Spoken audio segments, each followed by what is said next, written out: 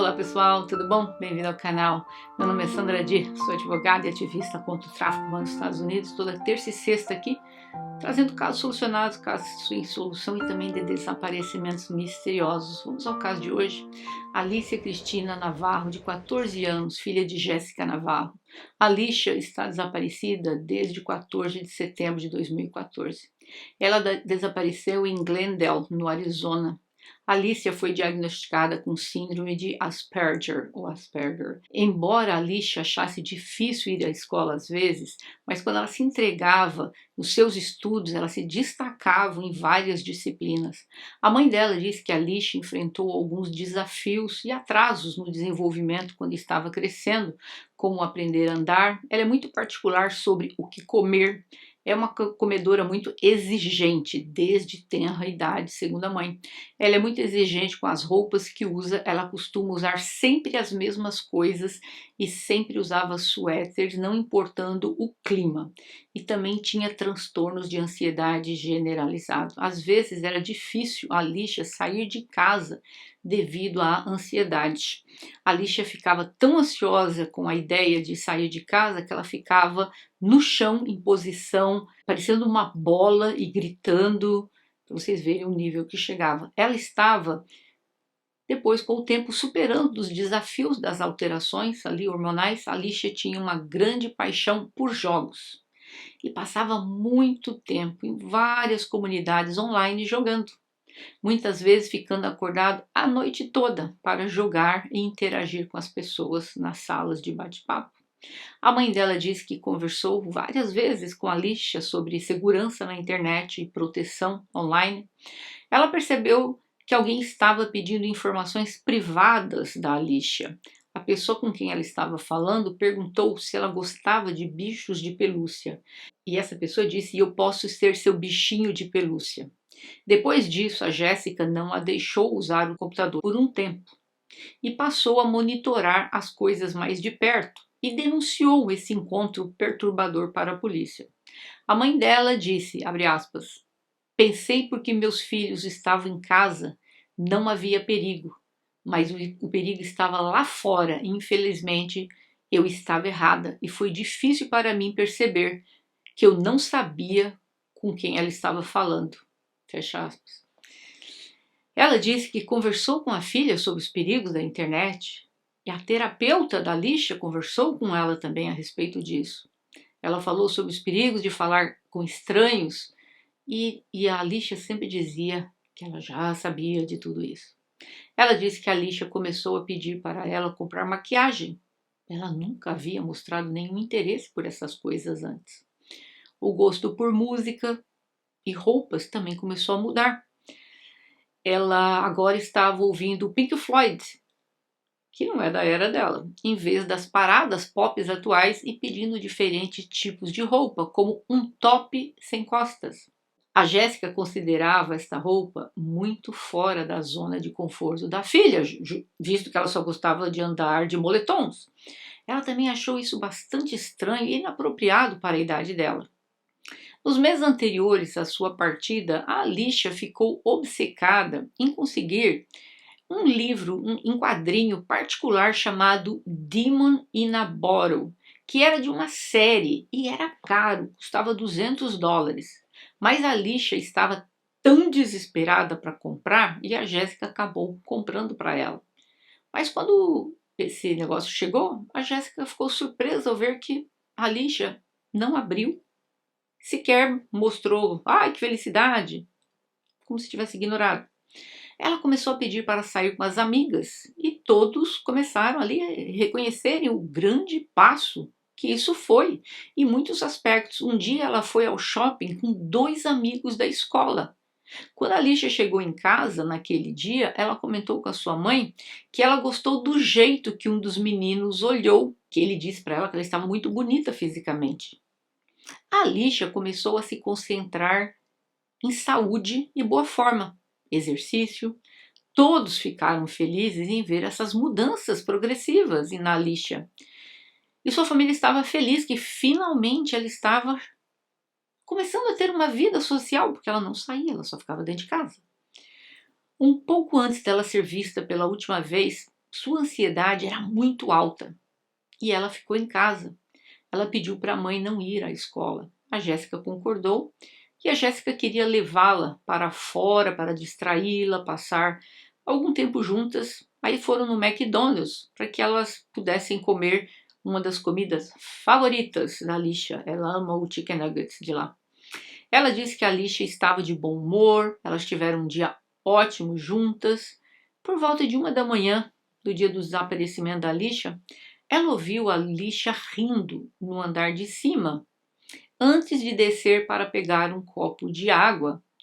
A mãe estava embaixo, a Alicia desceu e disse que a Alicia estava feliz e perguntou à sua mãe por que ela ainda estava acordada e que horas que a mãe iria dormir. E depois disso ela voltou para o seu quarto.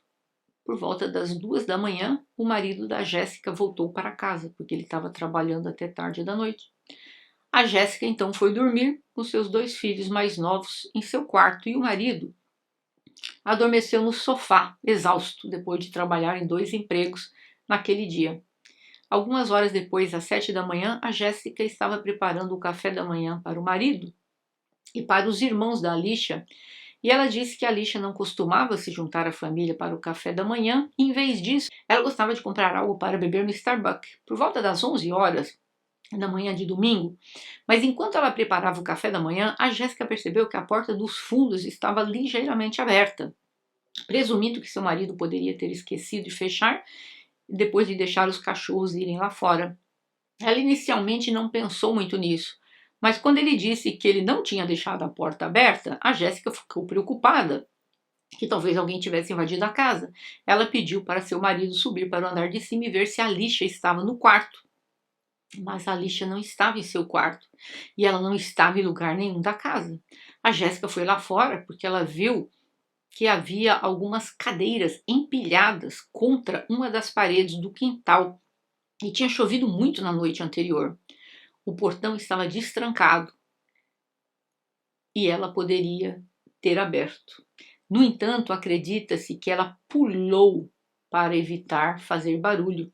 Foi confirmado que ela teria saído de casa levando sua pequena mochila, que tinha orelhas de gato, assim como seu laptop e seu celular iPhone. A maquiagem e os remédios foram todos deixados em seu quarto. A revista que a mãe tinha comprado de $200 não estava lá também. Então a teoria, porque ela não abriu, seria porque ela tinha pensado em dar para alguém como um presente. Por isso que talvez ela não abriu. A Alicia deixou um bilhete que dizia, abre aspas, eu fugi, eu voltarei, juro, sinto muito, fecha aspas. A Alicia tinha problemas de ansiedade, como eu falei antes, imensa. Ela lutava para sair de casa. Ela não poderia pegar transporte público sozinha, que ela não consegue lidar como estar em público sozinha e cuidar dela mesma. A Jéssica imediatamente ligou para a polícia e disse que ela tinha fugido de casa. Observando a maneira como ela saiu de casa naquela manhã, a família da Alicia acha que ela escolheu sair pela porta dos fundos em vez da porta da frente para evitar a câmera de segurança da vizinha e para não acordar o pai. O pai é padrasto, é que eu falo pai, mas ele estava com ela há muitos anos, que dormia no sofá. Algumas imagens de câmeras de vigilância mostraram um caminhão branco entrando e saindo do bairro na época em que a Alicia desapareceu, em 19 de setembro. 4 dias depois foi relatado o avistamento da Alicia e ela teria sido vista com um homem muito mais velho, coberto de tatuagens, e os dois caminhavam juntos por volta das 16 horas, às 4 da tarde. A Jéssica foi direto ao parque para investigar essa dica e alguém que estava regularmente nesse parque confirmou que viu uma adolescente que acreditava sim que essa era a Alicia, mas devido a não ter nenhuma filmagem de vigilância ao redor da área, infelizmente nada pôde ser confirmado. A Jéssica distribuiu centenas e centenas de panfletos procurando pela sua filha, fez apelos na grande mídia dizendo que a Alicia depende de remédios. Yes, I am Alicia Navarro's mom. My daughter disappeared on September 15, 2019. She left a note indicating, "I ran away. I will be back. I swear. I'm sorry. Alicia." Since that day, there has not been a trace of her. She liked helping others. My daughter is a sweet, loving, smart child. She has autism, so she has challenges, and I'm very worried for her. She loved penguins. She loved reading books, and she's a very smart girl that liked technology. If you could please take a moment to look at my daughter's photo. She could be your daughter, your relative. So please take a moment to look at that picture and see if you could help to be able to locate my daughter and bring her safe home. Ela diz que ela e as filhas nunca brigavam, ela nunca mencionou que ela era infeliz.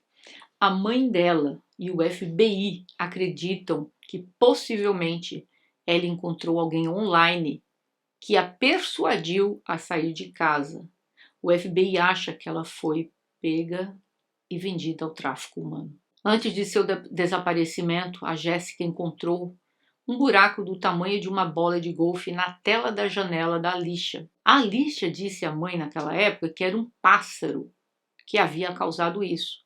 Mas depois que seu padrasto inspecionou melhor, eles descobriram que o buraco havia sido cortado por dentro e não danificado por fora. A Jéssica agora se pergunta se a Alicia não poderia estar jogando bilhetes para alguém pela janela. E antes de seu desaparecimento, isso talvez teria ocorrido. A Alicia disse a alguns amigos que ela tinha planos de fugir, possivelmente para a Califórnia. Os meninos que a encontraram no shopping, naquele dia que ela saiu com 2 amigos, falaram que a Alicia tinha um telefone e uma mochila com ela quando ela foi encontrá-los no dia seguinte. Mas a Jéssica disse que isso é impossível, porque ela deixou a Alicia no shopping e ela não tinha nenhuma mochila com ela. Não sei porque os meninos disseram isso. O outro adolescente disse que a Alicia havia falado sobre fugir e perguntou se ele queria ir também. A mãe da Alicia recebeu centenas de ligações e dicas depois de postar panfletos em árvores, pontos de ônibus, praticamente por toda a cidade. Mas até o dia de hoje, a Alicia não foi encontrada. A Jéssica diz também que a filha é socialmente ansiosa e também, como eu falei antes, tem uma das formas do autismo, que é o Asperger ou Asperger. Ela acha que a filha foi influenciada por alguém que ela realmente confiava ou conhecia. Uma mulher disse que viu a Alicia andando de mãos dadas com um homem perto de uma avenida. Ela disse que olhou bem para ela e tem certeza que era a Alicia. A Alicia, apesar dela ter levado com ela o MacBook Pro, né, o computador da Apple, e o iPhone dela, nunca nenhum deles foi usado desde o momento que ela desapareceu. E a última vez que a Alicia estava ativa online foi na manhã em que ela desapareceu às 3h26. A Jéssica e muitos outros temem que ela possa ter conhecido um predador online, que a atraiu e depois de ganhar sua confiança,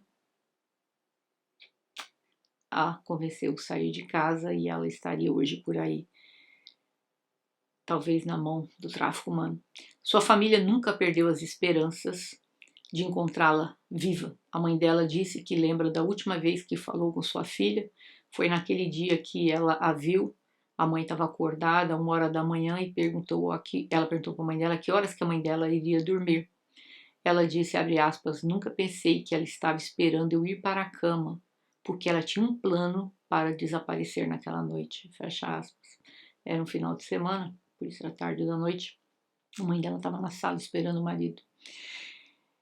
Eu, particularmente, eu acredito sim que ela foi atraída online e creio que ela foi vítima do tráfico humano ou de algum, eu vou escrever aqui na tela porque eu não posso falar, o Pedro. O tráfico de pessoas é caracterizado pelo recrutamento, transporte, transferência, abrigo ou recebimento de pessoas por meio de ameaça ou uso de força, formas de coerção, de abdução e de fraude, usando dessa forma enganos, mentiras, vulnerabilidades Existe também 3 tipos de tráfico humano: o tráfico para exploração laboral, todo trabalho ou serviço exigido de um indivíduo sob ameaça de qualquer castigo, que a pessoa é forçada a fazer, não por vontade própria. Existe também para exploração de menores, vocês sabem para quê? E também o tráfico para extração de órgãos. Eu já falei várias vezes, eu repito, o tráfico humano é uma das principais causas de pessoas desaparecidas no Brasil. Segundo a Organização Internacional do Trabalho, OIT, o Brasil é um dos principais países de origem do tráfico humano na América Latina e também no Caribe, com destaque para o tráfico de pessoas para fins de exploração e trabalho escravo. De acordo com dados divulgados pelo Fórum Brasileiro de Segurança Pública em 2021, o número de pessoas desaparecidas no Brasil aumentou 14% em relação ao ano anterior, chegando a um total de 82.684 pessoas registradas como desaparecida no ano de 2020. Obviamente, nem todas caíram na mão do tráfico humano, mas um grande número sim.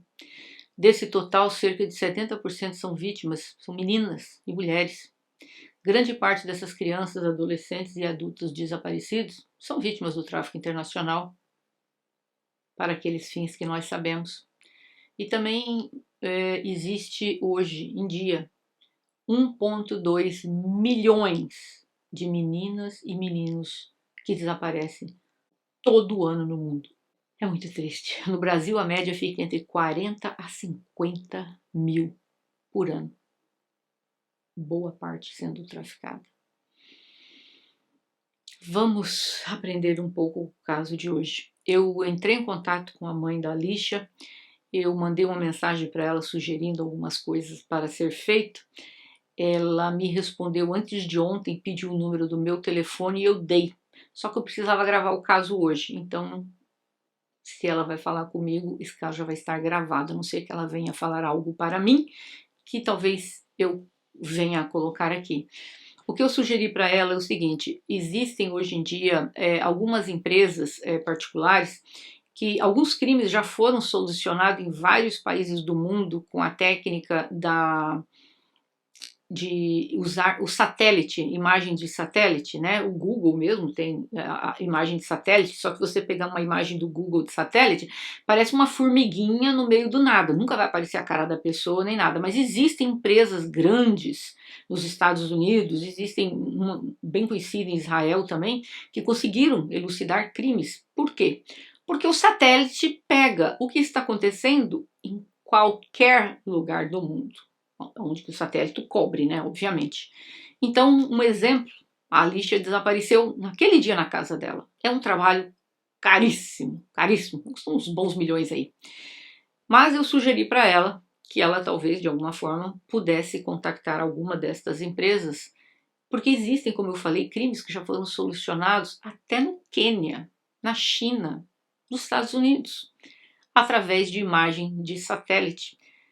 O satélite você coloca o dia que a pessoa desapareceu, a hora mais ou menos, e veja qual satélite que cobriu aquele local. E às vezes com a aproximação de uma série de instrumentos que eles vão usar, eles conseguem ver mais ou menos. Como eu falei, obviamente que eles não vão poder usar nada que seja esse software grátis, porque isso aí não vai ajudar em nada, tem que ser particular. Eu falei até para ela que isso é muito caro, mas isso é uma opção.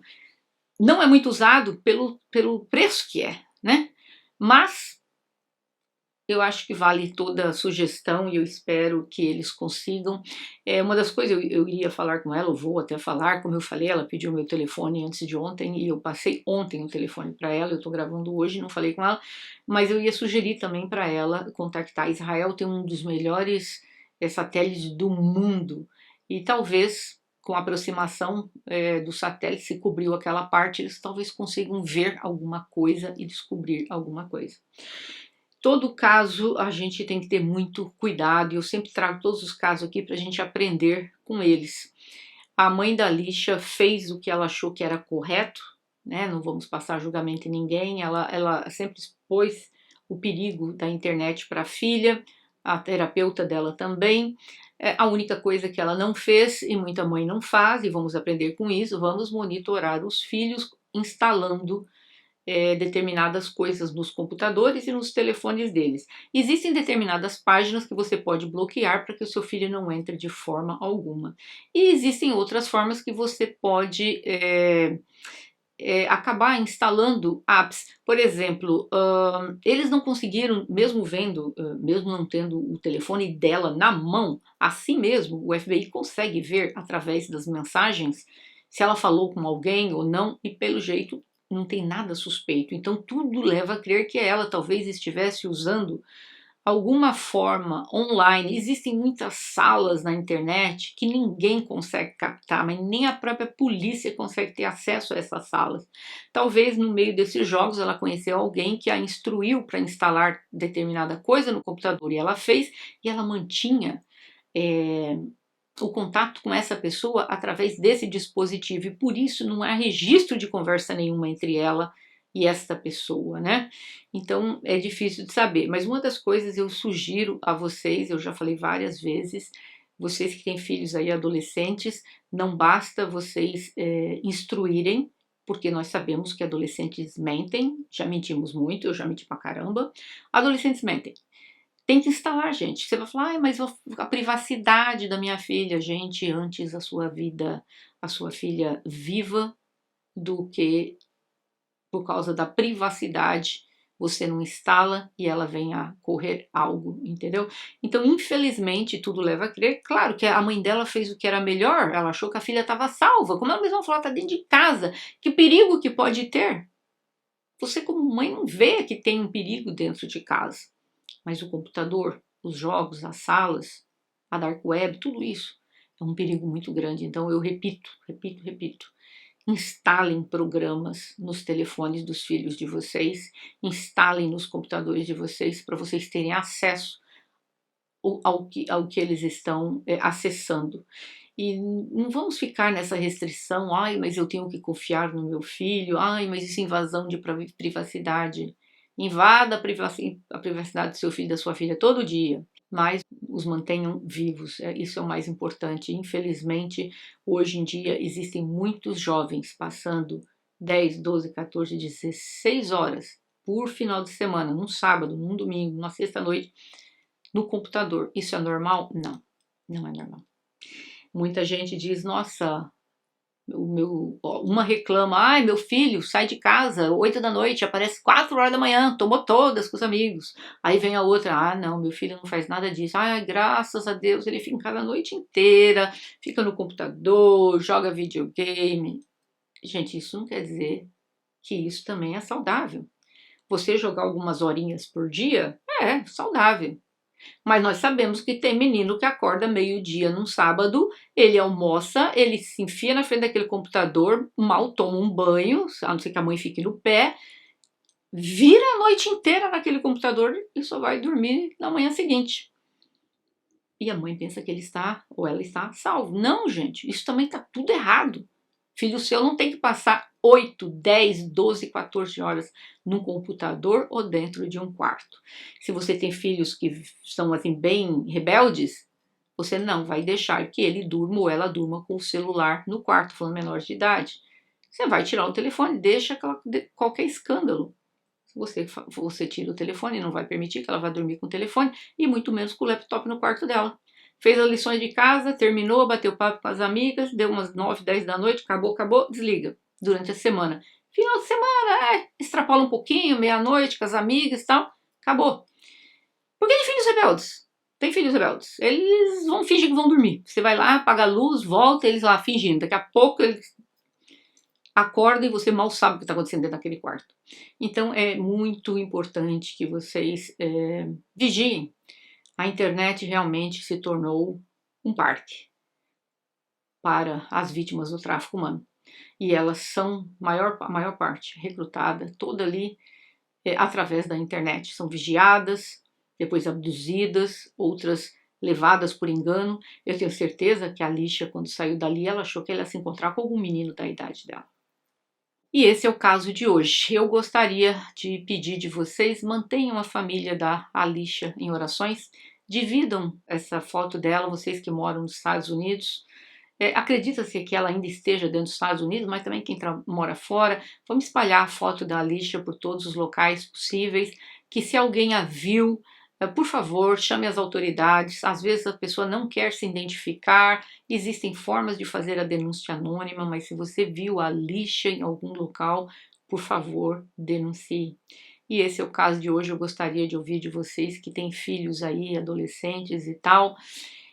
Como é que é a vida dos seus filhos? Quantas horas eles passam dentro de casa de final de semana? Vocês limitam o uso da internet e do telefone, mas limitam de que forma? Eu gostaria de ouvir a opinião de vocês e nos vemos em breve. E até mais. E não esqueçam, vamos estar orando aí pela vida da Alicia para que ela apareça viva e com segurança, porque são 3 anos de sofrimento para a família dela. E eu vejo vocês em breve. Até mais.